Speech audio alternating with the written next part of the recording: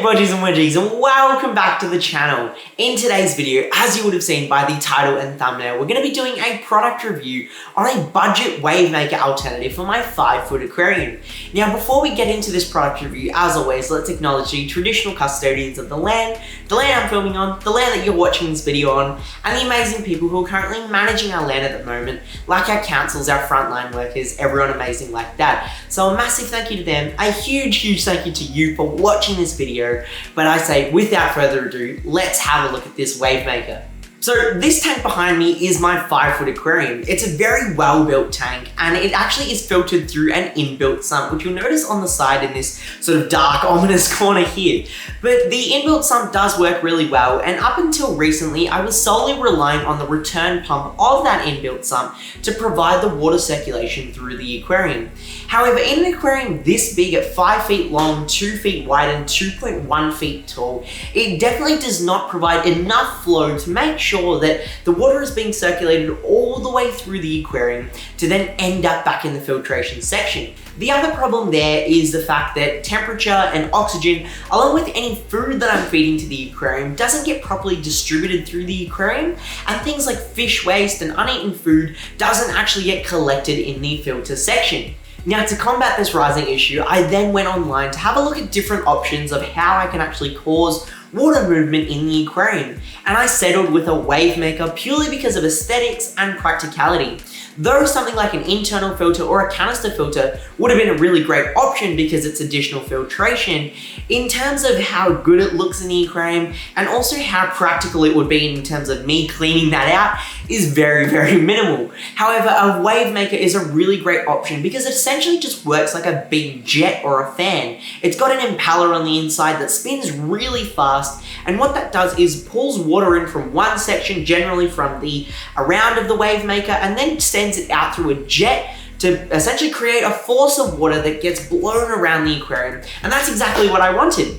And so following this choice, I then went online and had a look at a few different options of what I could potentially purchase, and I landed with I landed with two potential options, one of them being the JVP 202, which is what I ended up purchasing, but the other option was one of the actual wave makers made by Ecotech Marine from their MP range. These wave makers are basically the top of the line in terms of technology, quality, build, and also just the amazing features that it has. However, they retail from anywhere from $500 to $1,000 depending on the size, and unfortunately that just wasn't something I was ready to spend immediately for my 5-foot aquarium, but it may be something I may look into down the line, maybe when this JVP starts to wear out, or as a potential other alternative when I eventually upgrade to a larger tank. However, the JVP 202 was amazing in terms of price and had some of the, I guess, gimmicky features that the Ecotech Marine range has,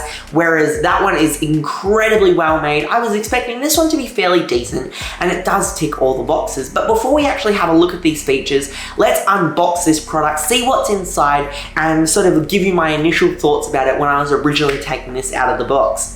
So packaging wise, this is no Seachem Title 75 quality or Aqua One quality packaging. It's simply just cardboard to cover the product from shipping damages or anything which may accumulate whilst the product is sitting in storage. But here we're actually seeing one of the angular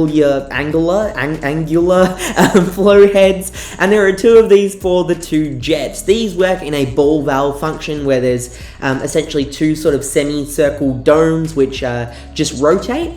Then we've also got the magnet mount. Now you'll notice that the magnets are incredibly strong. I actually thought there was some sort of like manufacturing error where the magnets were like glued together, but the best way of doing this, instead of pulling apart, is just push the magnet off or slide it off, and you'll notice just how strong the force is, I guess, in terms of the pulling power, which is good in a way for those thicker sort of glass aquariums.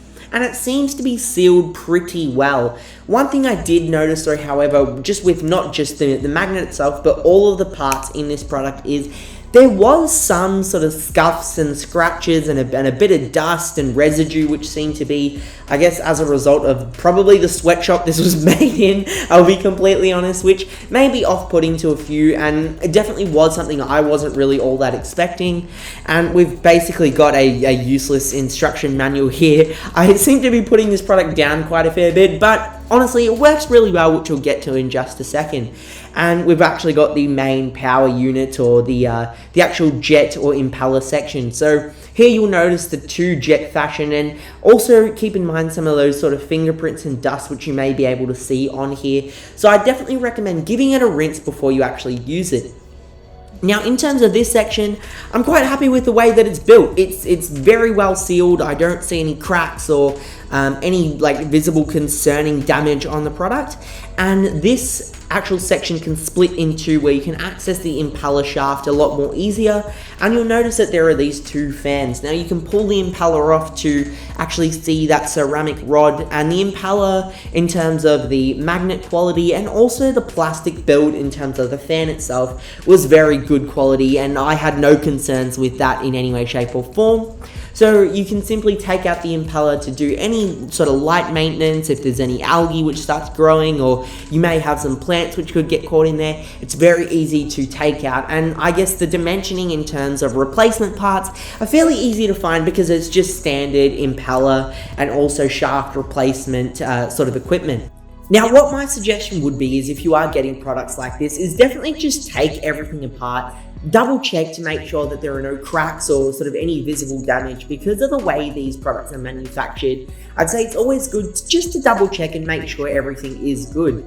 But once that's all clear, and I was happy with the way this was built, I'm just putting it all back together, and you'll notice how these angular heads actually clip onto the main body of the actual Wave Maker itself.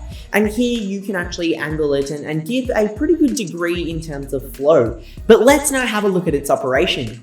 So you would have seen it out of the box, and my initial reactions were definitely a bit mixed. Some of the things that I personally found were a bit off-putting was just the way the actual Wave Maker connected to the magnet mount, and also the fact that the magnet was so incredibly strong when they were attached together.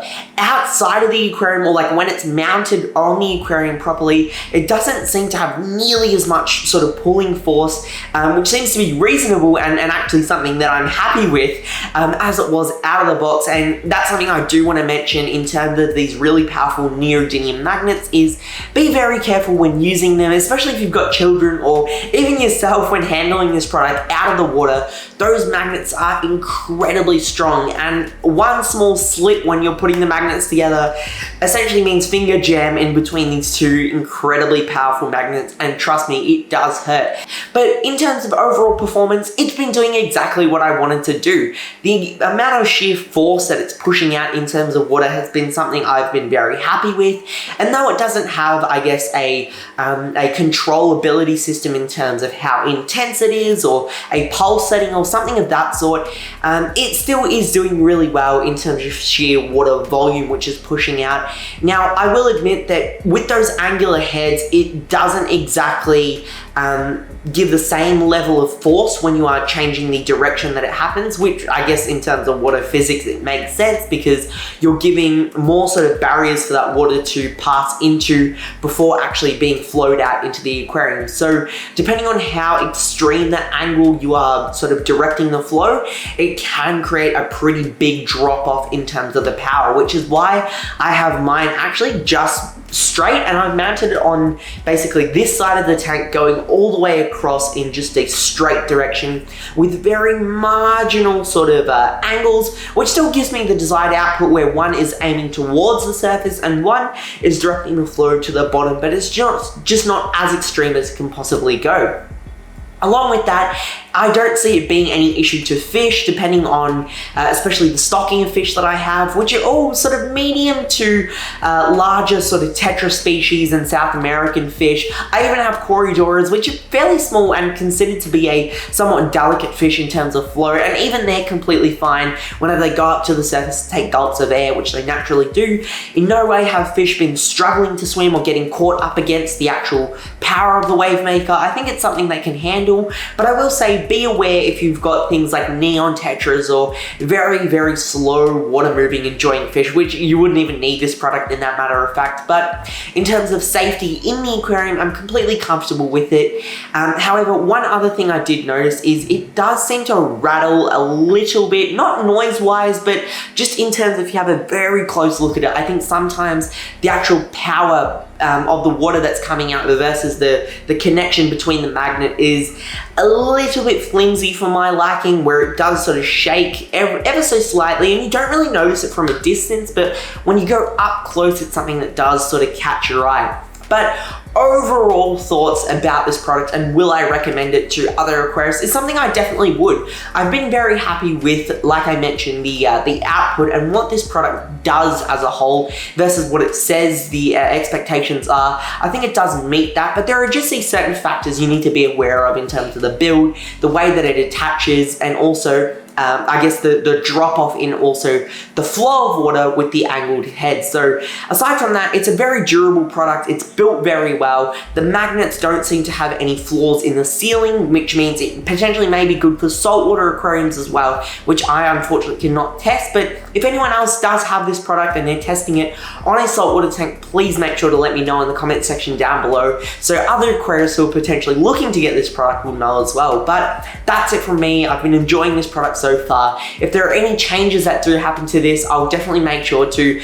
let you know in a video, or keep it in a bold sort of text in the description or in the comment section as well. But a huge thank you for watching, and that's it from me. So as always, stay happy, stay safe, stay Aussie Australian. Bodgy out.